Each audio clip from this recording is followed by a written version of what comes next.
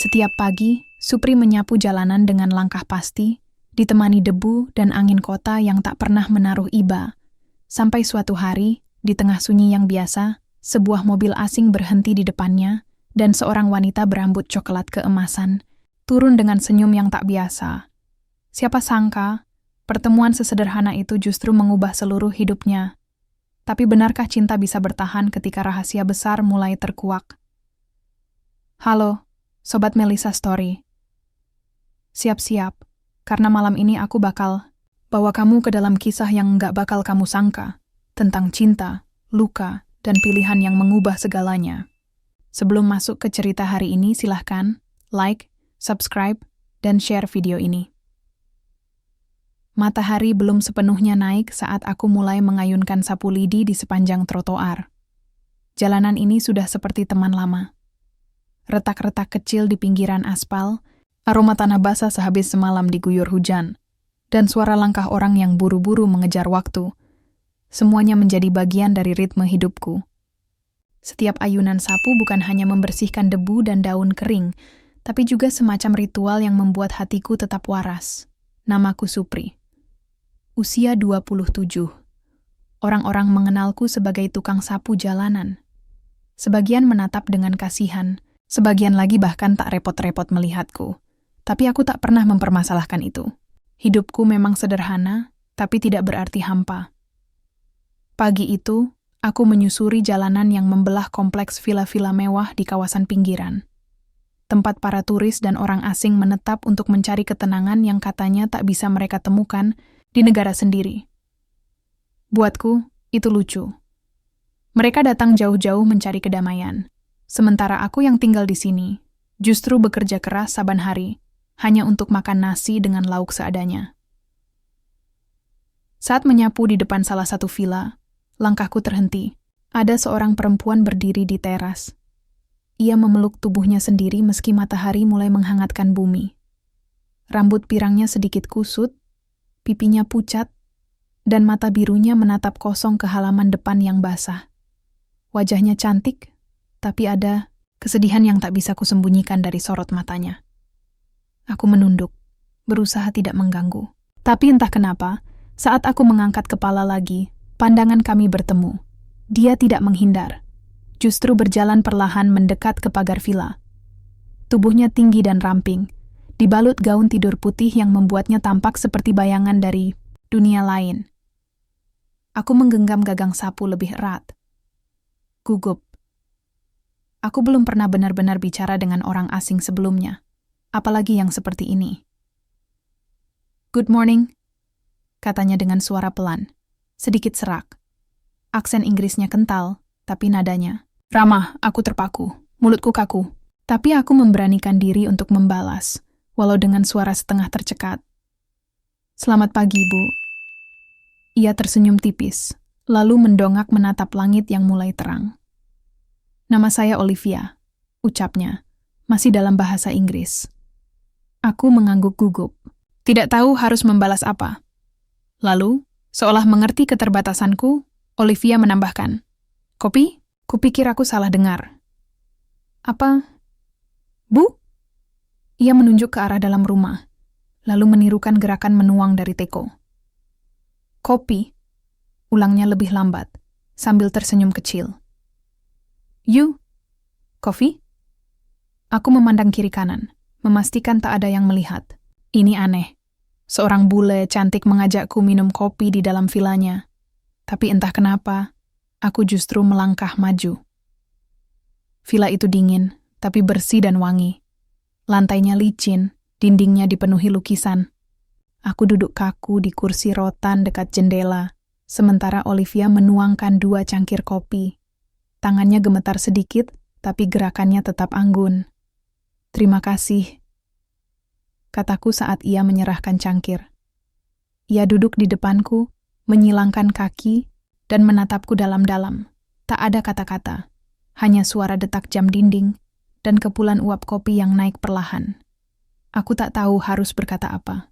Tapi kemudian Olivia membuka mulutnya lagi. "My husband died." Ucapannya pendek, tapi berat, matanya menerawang. Aku menatapnya, tidak paham sepenuhnya, tapi kata Dit kutangkap jelas. Maaf. Hanya itu yang bisa kuucapkan. Ia mengangguk. It's okay. Kemudian, ia tersenyum getir. Being alone is hard. Aku menyesap kopi, mencoba menyembunyikan rasa tidak percaya. Rasanya enak, hangat, sedikit pahit, tapi menenangkan. Sama seperti pagi itu. Aneh dan penuh tanda tanya. Hari-hari berikutnya, Olivia sering berdiri di teras saat aku lewat. Kadang ia hanya melambai, kadang mengajak bicara dengan bahasa tubuh. Dan tiap kali itu terjadi, jantungku berdebar lebih kencang dari biasanya. Ia mulai belajar mengucapkan beberapa kata Indonesia. Pagi, Supri. Terima kasih. Sapu. Dan aku pun, dengan malu-malu, mulai belajar beberapa kata Inggris sederhana. Good morning. Nice. Yes. Coffee. Semua terasa seperti mimpi yang pelan-pelan berubah jadi kenyataan. Tapi satu pertanyaan terus terngiang di kepalaku. Apa yang sebenarnya dia cari dariku? Aku hanya tukang sapu. Tak punya apa-apa. Tapi tatapannya, senyumnya. Kenapa begitu tulus? Dan pagi itu, saat aku selesai menyapu dan hendak melangkah pergi, Olivia berlari kecil ke pagar dan berkata, "Besok, you come inside again?" Aku tak bisa berkata-kata. Hanya mengangguk, dengan perasaan yang bahkan tak bisa kujelaskan pada diriku sendiri. Aku tak tahu kemana kisah ini akan membawaku. Tapi, untuk pertama kalinya dalam hidup, aku merasa ada yang menungguku. Pagi kembali datang, membawa kabut tipis yang menggantung di atas jalanan beraspal. Suara burung di pepohonan terdengar sayup, bersaing pelan dengan bunyi langkah kaki orang-orang yang tergesa berangkat kerja. Tapi pagi ini, langkahku terasa berbeda, lebih lambat, lebih ragu, tapi juga lebih hangat. Entah dari mana datangnya perasaan itu, tapi sejak pertemuan kemarin dengan Olivia, sesuatu di dalam dadaku berubah. Aku sampai lebih cepat dari biasanya. Menyapu jalanan dengan saksama di depan villa putih, bercat krem itu, seolah ada yang mendorongku untuk menanti sesuatu. Atau seseorang. Dan seperti yang kutunggu, suara pintu villa terbuka pelan. Olivia berdiri di sana, kali ini mengenakan gaun, sederhana berwarna biru muda. Rambutnya diikat ke belakang, wajahnya terlihat lebih segar dari kemarin. Ia melambaikan tangan kecil ke arahku, lalu memberi isyarat mengundangku masuk. Aku menyeka keringat di kening, menata napas, lalu menanggalkan rompi kerjaku sebelum melangkah ke dalam pagar villa. Good morning, Supri, katanya pelan. Pagi. Olivia, jawabku, sedikit terbata. Ia tersenyum. Come, coffee. Seperti kemarin, kami duduk di ruang santai yang dikelilingi kaca besar menghadap taman belakang. Cahaya matahari masuk melalui tirai tipis, menyinari meja kecil di antara kami. Di atasnya, 2 cangkir kopi mengepulkan aroma khas yang sudah mulai kurindukan. Kamu suka kopi Bali? Tanyanya dengan logat aneh, tapi bisa kupahami. Aku mengangguk. Suka, enak. Ia tertawa kecil. Saya belajar bahasa kamu. Sedikit. Aku tersenyum, merasa aneh tapi juga senang. Belum pernah ada yang seperti ini sebelumnya. Seorang wanita bule mau belajar bahasaku demi bisa bicara denganku.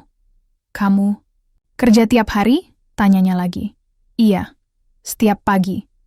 Dari jam 5 sampai siang, jawabku. Ia mengangguk pelan, seperti menyimpan semua informasi itu dalam ingatannya. Lalu suasana kembali hening. Tapi bukan hening yang canggung. Justru seperti hening yang nyaman. Kami menatap taman, mendengar suara burung, dan sesekali menatap satu sama lain, dengan tatapan yang belum bisa disebut cinta, tapi juga bukan sekadar rasa penasaran. Olivia kemudian mengambil foto dari meja kecil di sampingnya. Ia menatap foto itu lama sebelum menyerahkannya padaku. This, my husband. Aku melihat foto itu. Seorang pria kulit putih berdiri di samping Olivia, tersenyum lebar dengan lengan memeluk bahunya. Mereka tampak bahagia. tapi ada gurat kehilangan di wajah Olivia saat menatap gambar itu. Dia meninggal? Tanyaku hati-hati. Ia mengangguk pelan. Kanker, 1 tahun lalu. Aku menunduk, tidak tahu harus bilang apa. Di hadapanku, perempuan ini membawa luka yang tak kasat mata. Dan di matanya yang biru itu, aku bisa melihat kesepian yang tak bisa disembunyikan dengan kemewahan villa ini. Saya datang ke sini untuk lupa, lanjutnya dengan suara lirih. Tapi tidak bisa, luka tetap tinggal di hati. Aku menelan, ludah. Maaf ya. Olivia memandangku. Kamu tidak perlu minta maaf. Saya suka bicara dengan kamu. Kamu dengar saya, tidak seperti orang lain. Aku hampir tidak bisa bernapas mendengar kalimat itu. Apa mungkin aku, orang biasa, tukang sapu jalanan, benar-benar menjadi tempat bersandar seseorang seperti dia? Hari itu kami tidak bicara banyak. Tapi setiap kalimat yang keluar dari mulutnya seperti memahat ruang baru di dalam diriku.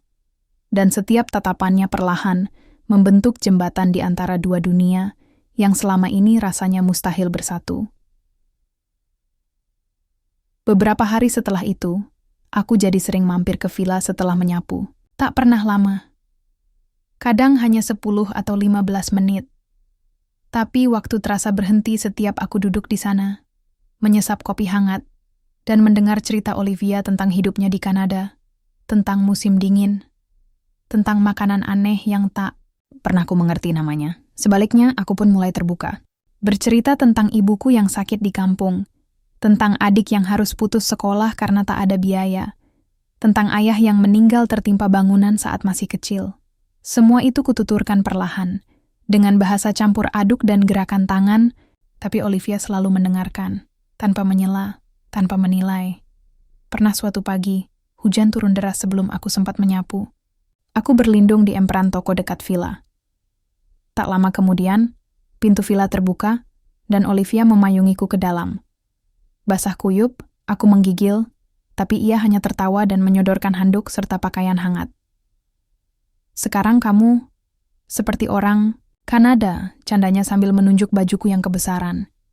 Kami tertawa bersama. Tawa yang jujur, sederhana, dan tulus.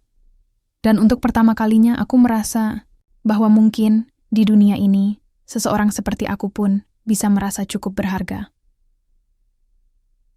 Malamnya, saat aku pulang ke kamar kos sempit yang pengap, aku tak bisa tidur. Bayangan Olivia terus mengisi pikiranku. Senyumnya, tawanya, bahkan caranya mengatakan namaku dengan aksen aneh itu. Tapi di balik semua itu, aku mulai takut. Takut bahwa semua ini hanya sementara. Bahwa saat waktunya tiba, dia akan kembali ke dunianya, dan aku akan tetap di sini. Menyapu jalanan, menatap villa itu dari jauh, dan mengingat aroma kopi yang kini mulai mengikat hatiku. Karena untuk pertama kalinya, aku merasa tidak sendiri, dan itu justru yang paling menakutkan. Pagi itu, angin terasa lebih lembut, seolah ikut menyambut langkahku yang entah kenapa begitu ringan. Aku membawa seikat bunga liar yang kupetik di pinggir ladang dekat rel kereta, bunga yang biasa saja, mungkin bahkan dianggap gulma oleh kebanyakan orang, tapi pagi itu terasa spesial. Aku ingin memberikannya pada Olivia.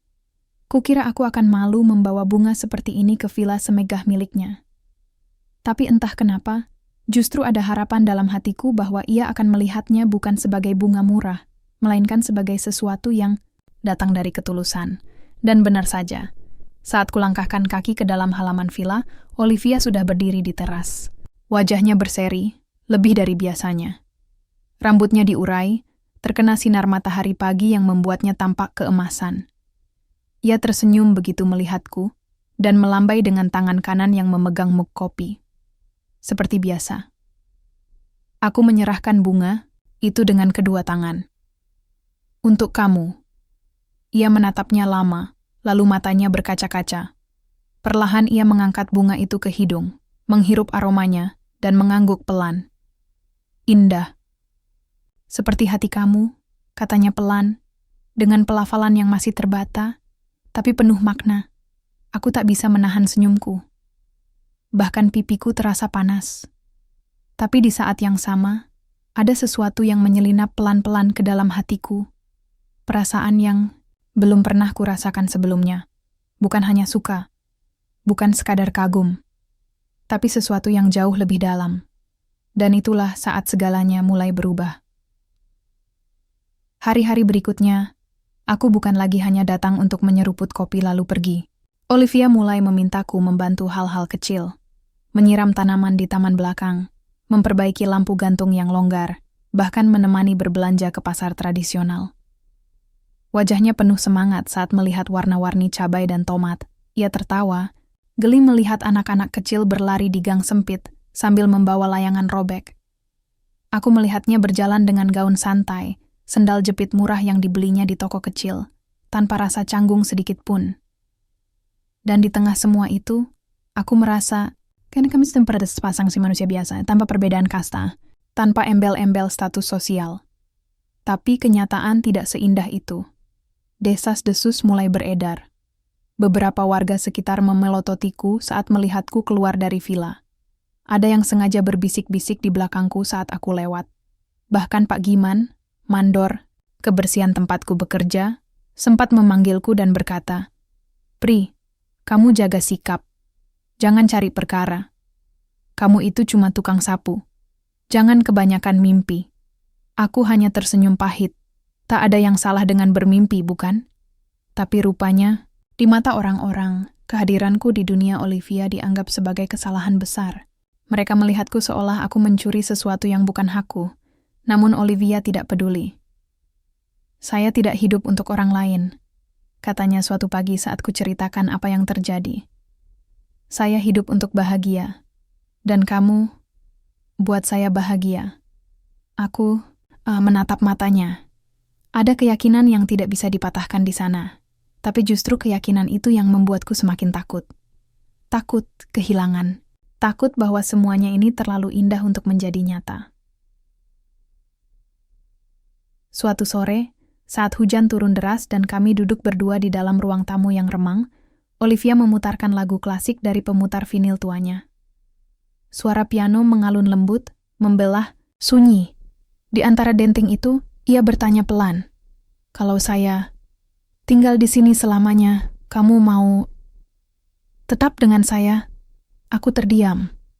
Pertanyaan itu menggantung seperti kabut di udara, mengendap di antara jantung dan pikiranku yang bingung. Aku ingin menjawab ya. Tapi aku juga tahu, dunia kami tidak sama. Aku tak ingin menjadi beban dalam hidupnya. "Kamu tahu siapa saya?" Lanjutnya. "Saya tidak cuma janda kaya. Saya punya banyak masalah, banyak orang yang ingin saya menikah dengan orang selevel."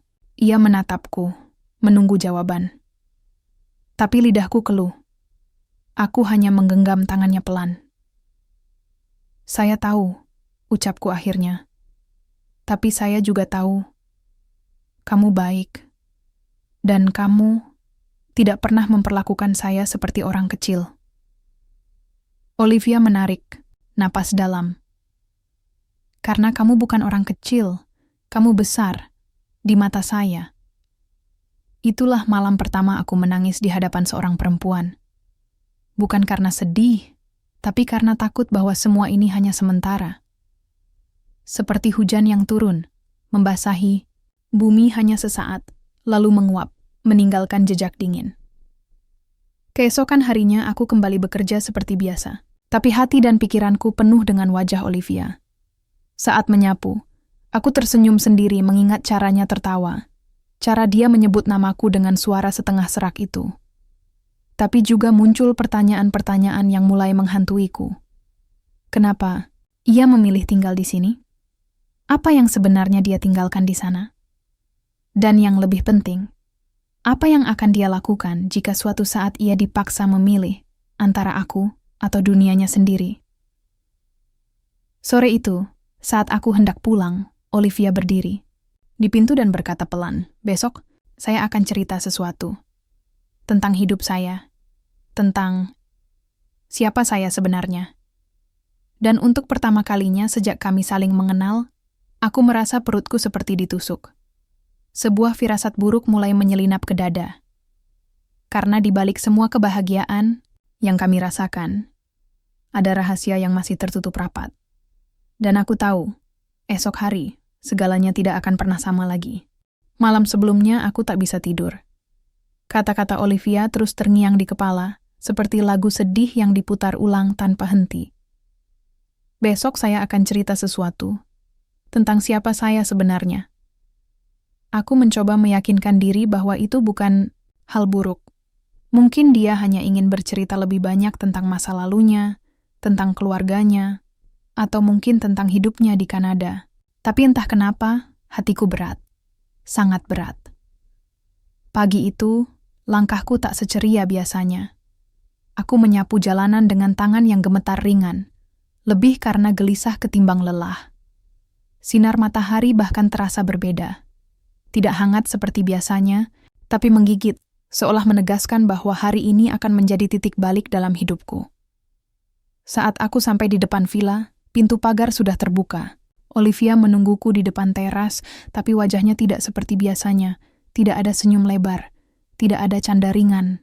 Matanya sembab, seperti habis menangis semalaman. Ia mengenakan kemeja putih longgar dan celana bahan krem yang biasanya ia pakai kalau sedang santai. Tapi kali ini tampak seperti pakaian untuk perpisahan. Aku menelan ludah. Pagi, Olivia. Ia hanya mengangguk. Masuk. Kami duduk di dalam ruang tamu. Tidak ada musik pagi ini. Tidak ada kopi.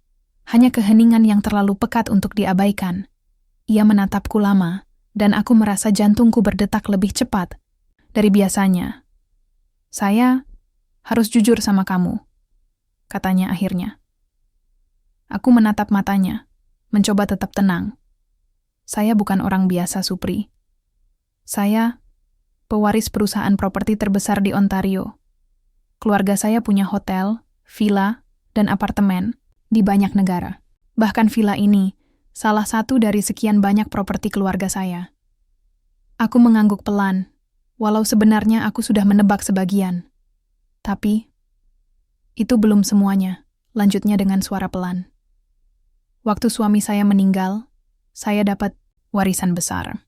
Tapi bersamaan dengan itu saya juga terikat kontrak. Kontrak keluarga. Sebuah janji yang ditandatangani sejak saya remaja. Bahwa jika ingin mewarisi semua harta secara penuh, saya harus menikah dengan seseorang dari kalangan yang setara. Kalangan atas. Orang kaya. Pengusaha. Atau semacamnya. Napas dalamku tertahan. Jika saya melanggar, semua harta itu akan diputus. Nama saya akan dihapus dari surat warisan. Saya akan kehilangan segalanya. Aset, saham, kepercayaan keluarga. Dan itu berarti saya juga tidak bisa membantu banyak orang yang tergantung pada saya. Aku menunduk. Lantai marmer di bawah kaki tiba-tiba seperti berputar. Aku menggenggam kedua tanganku erat, berusaha menahan emosi yang mulai meletup. Kamu tahu kenapa saya ke Bali? Tanyanya sambil menatapku. Karena saya ingin lepas dari tekanan itu. Ingin merasakan hidup sebagai manusia biasa. Ingin tahu apakah saya bisa jatuh cinta bukan karena uang, bukan karena status, tapi karena hati. Aku masih belum bisa berkata apa-apa. Tenggorokanku tercekat. Aku ingin marah, tapi juga ingin memeluknya. Aku ingin berteriak, tapi juga ingin menghapus air mata di pipinya. Kamu datang, Supri. Seperti kejutan yang tidak saya duga. Kamu tidak pernah menilai saya. Tidak pernah memaksa. Kamu hanya ada. Dan itu cukup membuat saya merasa hidup kembali. Suasana begitu hening setelah itu. Bahkan detak jarum jam di dinding terdengar begitu nyaring. Aku menarik napas panjang. Jadi, kamu mau bilang, kita nggak bisa bersama? Olivia menatapku. Matanya merah, tapi tegas. Bukan begitu. Saya mau bersama kamu. Tapi jika saya memilih kamu, saya akan kehilangan semua yang selama ini saya bangun. Semua orang yang saya bantu akan terkena imbasnya. Dan saya tidak tahu apakah saya cukup kuat untuk kehilangan semuanya itu. Aku menatap tangannya yang gemetar. Lalu pelan-pelan ku pegang, ku letakkan di dadaku. Kalau kamu kehilangan semuanya, dan cuma tinggal aku yang kamu punya, kamu akan tetap bahagia? Ia terdiam lama. Lalu, pelan, ia menarik tangannya dari genggamanku. Saya tidak tahu. Jawaban itu seperti cambuk. Bukan karena ia ragu padaku, tapi karena aku sadar bahwa cinta saja mungkin tidak cukup. Hari-hari setelah itu, aku merasa seperti orang asing di dalam hidupku sendiri. Olivia masih menyapaku, masih mengundangku minum kopi, tapi kami tak pernah lagi duduk terlalu dekat. Tatapannya masih hangat, tapi ada batas yang mulai terasa jelas di antara kami. Orang-orang semakin sering bergunjing. Bahkan ada yang menyindirku di pasar. "Tukang sapu yang kegeeran ya," kata seorang ibu penjual sayur. Aku tidak menanggapi, karena luka yang sebenarnya jauh lebih dalam dari kata-kata itu. Aku mencoba menghindar dari Olivia. Tidak datang selama 2 hari. Tapi di hari ketiga, ia muncul di tempatku menyapu. Dengan gaun putih dan rambut yang diikat rapi, ia berdiri di sisi jalan, menatapku dengan mata yang mulai berkaca. "Kamu pergi, saya kehilangan arah," katanya pelan. Aku tak bisa menahan diri. "Lalu apa? Mau sampai kapan kita pura-pura? Tidak ada tembok di antara kita?" Ia menunduk. "Saya bingung, Supri. Saya ingin kamu. Tapi saya juga takut." Aku menggertakkan gigi. Bukan karena marah padanya, tapi pada dunia yang membuat seseorang harus memilih antara cinta dan kewajiban. Dan saat itu aku tahu, cepat atau lambat, kami akan sampai pada titik di mana salah satu dari kami harus melepaskan. Atau mengorbankan segalanya. Sore itu, aku berdiri di depan kaca kecil di kamar kosku, menatap pantulan wajahku sendiri. Seorang tukang sapu. Seorang laki-laki biasa. Tapi hatiku tidak lagi biasa. Aku mencintainya. Bukan karena dia bule. Bukan karena dia kaya. Tapi karena dia melihat aku saat semua orang melihat sampah. Dia membuatku merasa berharga. Tapi aku juga sadar. Kadang, cinta yang tulus pun harus diuji dengan luka yang paling dalam. Dan babak itu baru saja dimulai. Baru saja, aku selalu percaya bahwa waktu bisa menyembuhkan luka. Tapi ternyata, untuk luka yang masih terus dikoyak setiap hari, waktu justru hanya menambah nyeri. Hari-hari berlalu seperti kabut yang menggantung di pagi hari, dingin, samar, dan tak tentu arah. Aku tetap bekerja, menyapu jalanan seperti biasa, tetapi langkahku tak lagi ringan.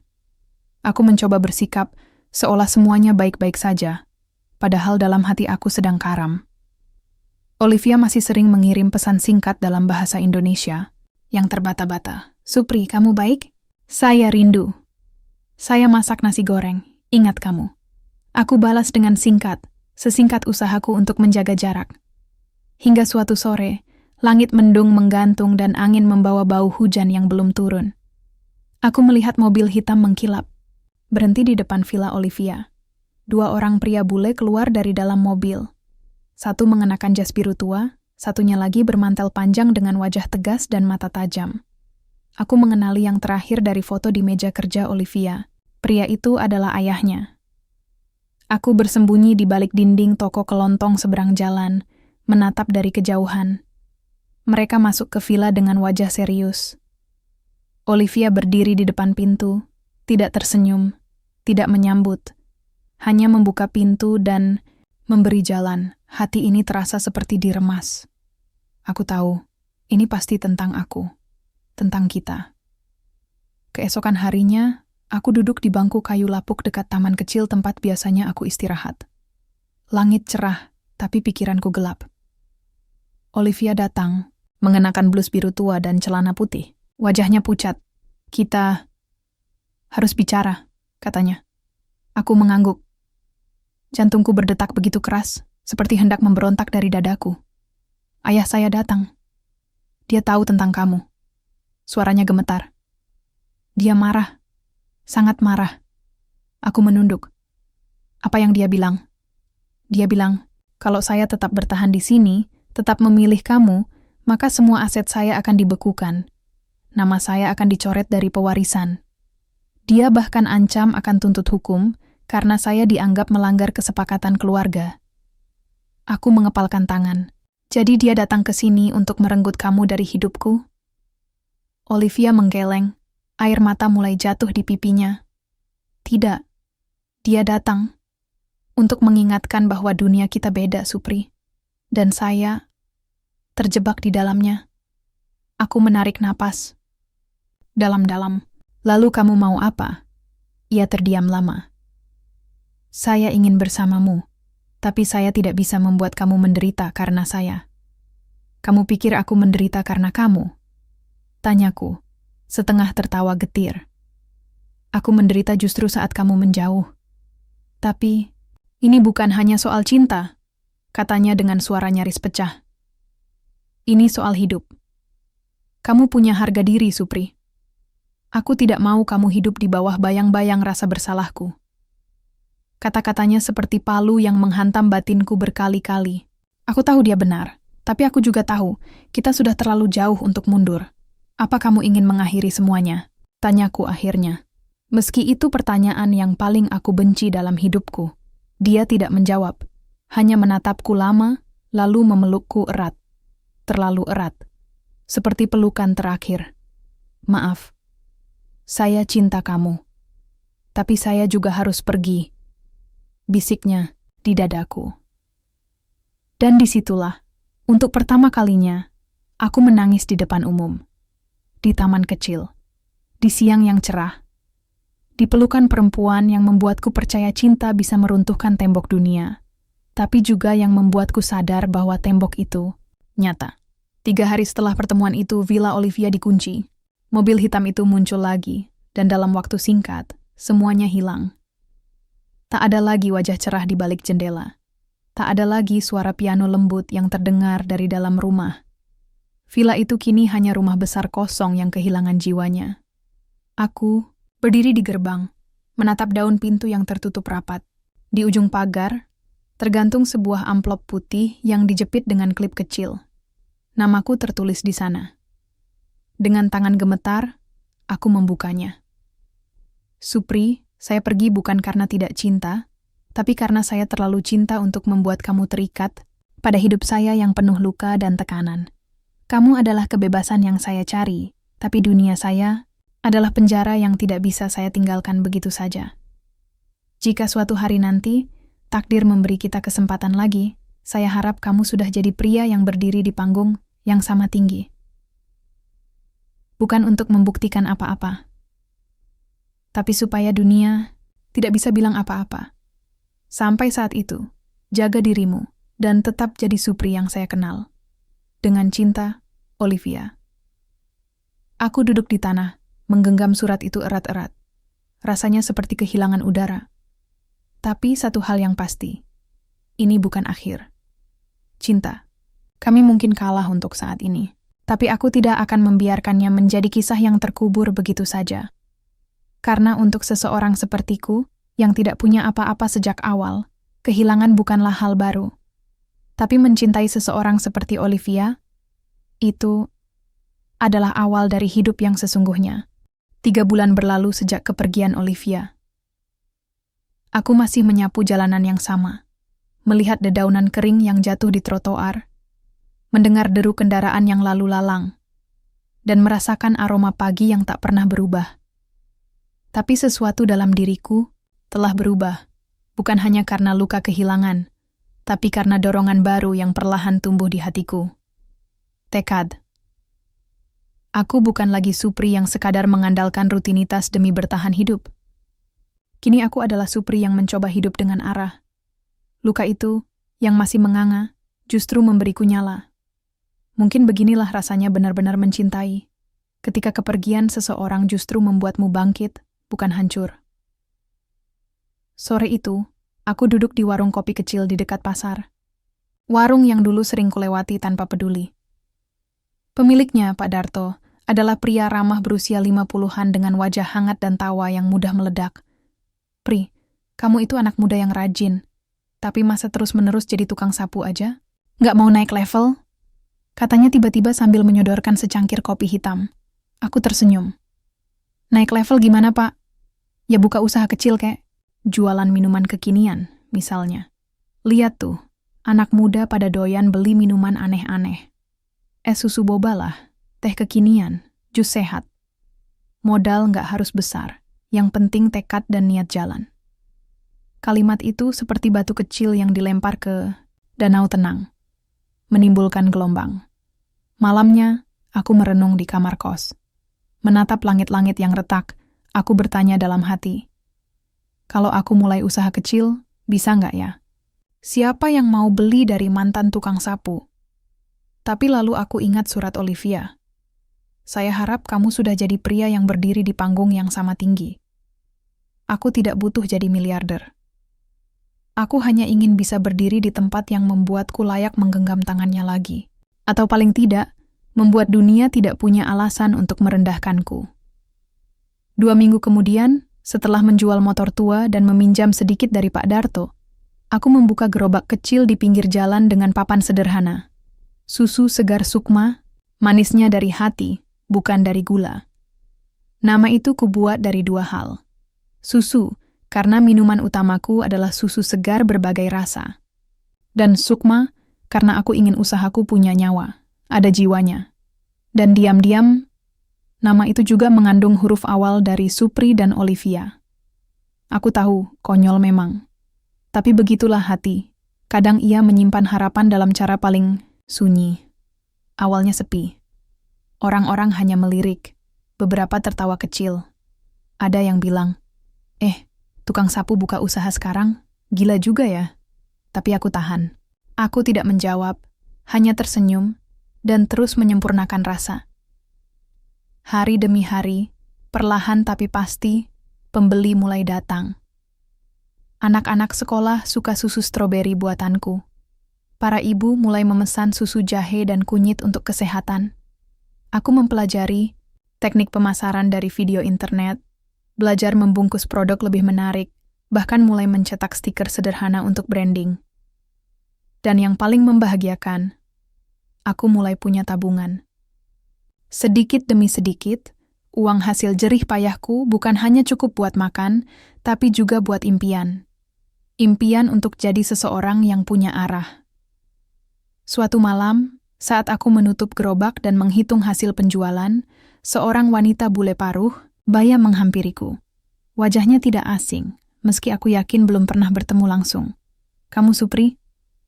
Tanyanya dalam bahasa Indonesia yang cukup lancar. Aku mengangguk. Saya teman keluarga Olivia.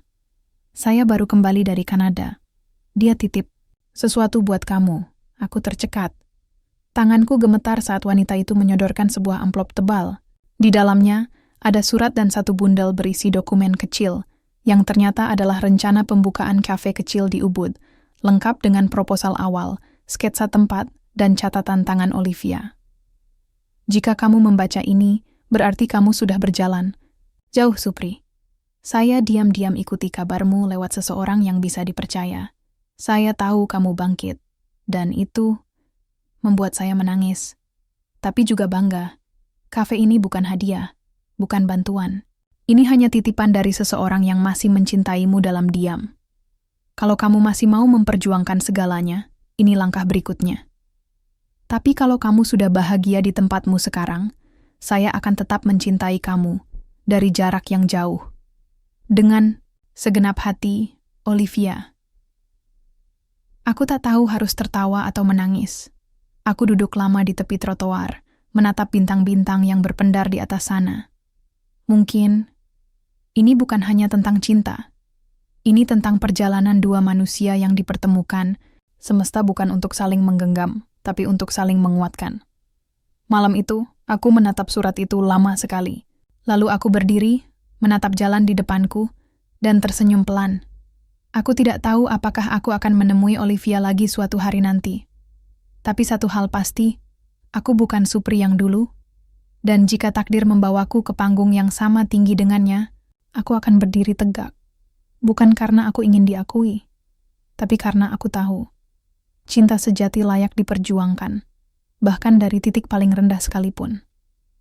Angin pagi menerpa wajahku saat aku berdiri di pinggir jalan, memandangi gerobak susu segar Sukma yang sudah menemaniku selama berbulan-bulan. Hari ini aku menutup gerobak lebih awal, bukan karena sepi pembeli, tapi karena pikiranku sedang penuh dengan sesuatu yang jauh lebih besar daripada omset harian. Surat dari Olivia masih tersimpan rapi dalam dompetku. Sudah lebih dari 2 minggu sejak aku menerimanya. Setiap malam aku membaca ulang, seperti seorang anak kecil yang memeluk kenangan sebelum tidur. Namun kali ini, surat itu bukan sekadar kenangan. Itu adalah undangan, kesempatan, tantangan. Aku sudah bicara dengan Pak Darto. Aku titipkan gerobak padanya sementara waktu, dengan harapan suatu hari bisa kubuka kembali, atau bahkan kembangkan, menjadi usaha lebih besar. Tabungan hasil jerih payahku kutambahkan dengan bantuan yang Olivia titipkan lewat proposal kafe kecil di Ubud. Tapi yang paling mengejutkan, di dalam bundel dokumen itu ada 1 tiket pesawat, dengan namaku, dan tujuan Toronto, Kanada. Awalnya aku ragu, siapa aku, seorang tukang sapu jalanan. Bahasa Inggris saja cuma aku pelajari dari iklan film dan tulisan di kemasan mie instan. Tapi malam itu, aku duduk sendiri di kamar, membuka Google Translate, lalu menulis sebuah kalimat. Sometimes love needs courage more than comfort. Terkadang, cinta butuh keberanian lebih daripada kenyamanan. Itulah titik balikku. 2 minggu kemudian, dengan koper tua berisi beberapa potong baju, jaket tebal pinjaman dari Pak Darto, dan keberanian yang dikumpulkan dari setiap luka masa lalu, aku melangkahkan kaki ke Bandara Internasional Soekarno-Hatta. Perjalanan panjang itu seperti mimpi. Transit berjam-jam, wajah-wajah asing. Bahasa yang terdengar seperti bisikan alien. Tapi aku terus memegang surat Olivia, seakan itu adalah kompas yang menuntunku menuju utara. Saat pesawat akhirnya mendarat di Bandara Pearson, Toronto, dunia di sekitarku seperti berubah total. Udara dingin menggigit kulit. Salju tipis menyelimuti atap-atap bangunan. Ini bukan tempat bagi orang dengan sandal jepit dan jaket parasut. Tapi aku berdiri di sana, tubuhku menggigil, tapi hatiku hangat oleh satu hal. Harapan. Di luar bandara, seorang pria bule berdiri sambil membawa papan bertuliskan, Supri, welcome to Canada. Namanya adalah Michael, sepupu Olivia. Pria itu ramah, dan meskipun bahasa Indonesianya hanya sekadar halo dan terima kasih, kami bisa berbicara dengan bahasa yang lebih universal, senyum dan niat baik. Olivia is in Montreal now, katanya. She didn't know you're coming. Aku mengerutkan kening. Tapi, tiket ini, surat ini, Michael tertawa kecil. She prepared them in case, but she didn't want to force you. Hatiku berdebar. Jadi ini bukan undangan dengan jaminan akhir bahagia. Ini ujian keberanian. Aku bisa saja datang, dan tetap ditolak. Kami berkendara beberapa jam ke Montreal. Sepanjang perjalanan, aku menyaksikan negeri yang asing dengan penuh rasa takjub. Bangunan tinggi, salju yang turun perlahan, lampu jalan yang gemerlap seperti mimpi. Tapi hatiku masih berlabuh di satu nama, Olivia. Sesampainya di kota kecil pinggiran Montreal, Michael membawaku ke sebuah kedai kopi modern dengan jendela besar. Di dalam, duduk seorang wanita berambut coklat keemasan dengan syal putih yang melingkar rapi di lehernya. Ia sedang menulis, sendirian di pojok ruangan. Itu Olivia. Aku berdiri kaku di ambang pintu. Michael menepuk pundakku dan berkata, Go. Langkahku terasa berat. Setiap langkah seperti menginjak bayangan masa lalu, kenangan pahit dan manis, luka yang belum benar-benar sembuh, dan harapan yang belum tentu diterima. Tapi aku berjalan. Sampai akhirnya Olivia menoleh. Matanya membesar. Pena di tangannya terjatuh. Napasnya tertahan. Supri? Suaranya lirih. Seperti bisikan doa yang tak pernah ia harap akan dijawab. Aku menunduk sebentar, lalu tersenyum kecil. Halo Olivia, kamu titip surat. Aku datang untuk mengembalikannya. Air matanya jatuh, begitu saja. Ia berdiri, melangkah cepat, dan memelukku tanpa berkata apa-apa. Tubuhnya bergetar, mungkin karena dingin, atau mungkin karena cinta yang selama ini dipendam terlalu lama. Aku nggak yakin kamu akan datang, katanya. Masih memelukku, erat. Kalau aku nggak datang, aku nggak akan pernah tahu apakah cinta ini layak untuk diperjuangkan sampai akhir. Jawabku pelan. Kami duduk berdua di pojok ruangan. Ia bercerita tentang kehidupannya yang berubah sejak kembali ke Kanada.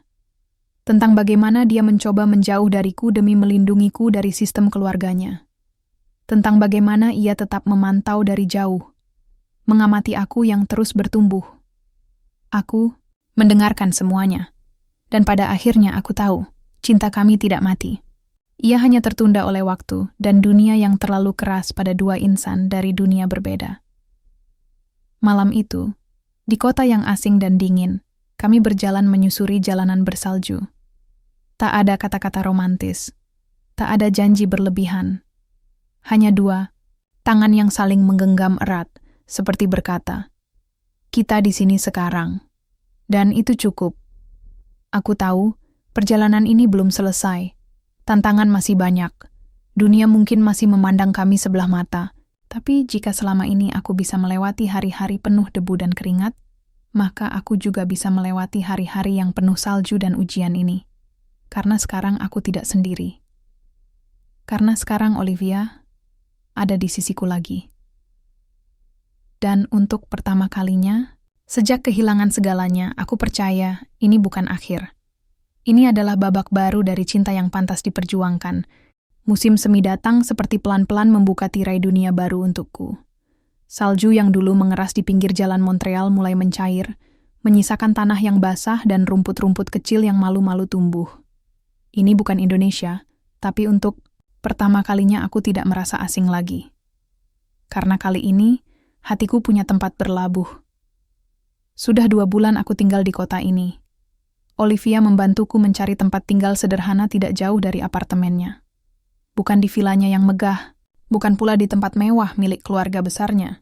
Katanya, kita mulai dari nol lagi, bersama, tanpa bayang-bayang siapa kita dulu. Dan aku setuju.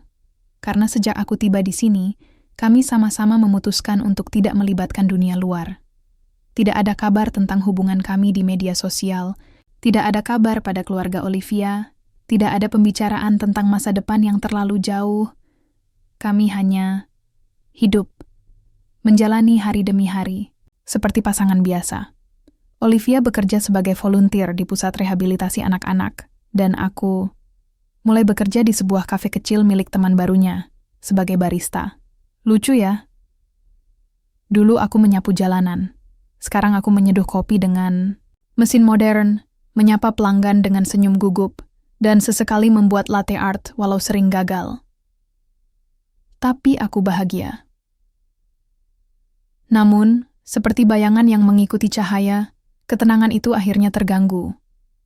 Hari itu, Olivia pulang lebih awal dari biasanya. Wajahnya pucat, dan ia langsung duduk di sofa tanpa bicara. Tangannya gemetar. Aku buru-buru membuatkan teh hangat, lalu duduk di sampingnya. "Ada apa?" Tanyaku pelan. Ia menatapku. Matanya basah. "Mereka tahu, Supri, keluargaku. Mereka tahu kamu di sini. Jantungku seakan berhenti berdetak. Mereka mau bertemu. Ayahku, terutama." Dia marah besar. Katanya aku mempermalukan nama keluarga. Aku diam, lalu bertanya, "Apa kamu takut?" "Bukan takut. Tapi aku lelah harus selalu memilih di antara cinta dan darah. Di antara siapa aku dan siapa yang kuinginkan." Suaranya bergetar. "Supri, kamu tahu, aku ingin hidup denganmu. Bukan sebagai Olivia sang pewaris, tapi sebagai Olivia yang mencintaimu." Aku menggenggam tangannya erat. "Kalau begitu, kenapa kita harus mendengarkan mereka?" Ia menatapku dalam, lama. Karena mereka menawarkan satu jalan keluar. Aku menelan ludah. "Apa maksudmu?" Olivia mengambil napas panjang. "Ayahku akan mencabut semua ikatan, semua tekanan. Asalkan kita tidak menggunakan nama keluarga. Untuk apapun. tidak mengambil warisan, tidak menuntut hak, tidak memakai nama belakangku, dan kita harus pergi dari Kanada. Selamanya, kata-kata itu menghantam seperti palu. Jadi, inikah ujian terakhirnya? Kami bisa hidup bersama, tapi bukan di sini. Bukan dengan kenyamanan yang selama ini kami kenal. Kami harus mulai dari nol. Lagi. Di negeri yang bukan miliknya, bukan pula milikku. Aku berdiri, berjalan ke jendela, dan menatap keluar. Hujan ringan mulai turun. Seolah langit ikut ragu bersama kami, lalu aku berkata, "Aku pernah hidup tanpa apa-apa, Liv. Jadi kalau kita harus kehilangan semuanya demi bisa tetap saling menggenggam, aku siap." Ia berdiri, memelukku dari belakang. "Kamu yakin?" Aku mengangguk pelan. "Asalkan satu hal." "Apa?" "Kita hidup bukan dengan nama keluargamu, tapi juga bukan dengan masa laluku. Kita buat nama baru, nama kita." Olivia tersenyum. Air matanya jatuh pelan, tapi kali ini bukan karena sedih. "Supri, kamu tidak berubah. Kamu tetap laki-laki yang kukenal di pinggir jalan itu. Tapi sekarang, kamu jauh lebih kuat." 2 bulan kemudian, kami pindah ke sebuah kota kecil di Spanyol Selatan. Tempat itu tenang. Banyak turis datang dan pergi, tapi tidak ada yang peduli siapa kami. Dan itu menyenangkan. Dengan sisa uang dan tabungan dari hasil kerja keras kami membuka warung kecil, menjual makanan dan minuman khas Indonesia dengan sentuhan modern. Namanya, Dua Dunia, Satu Rasa. Warung itu kecil, tapi ramai.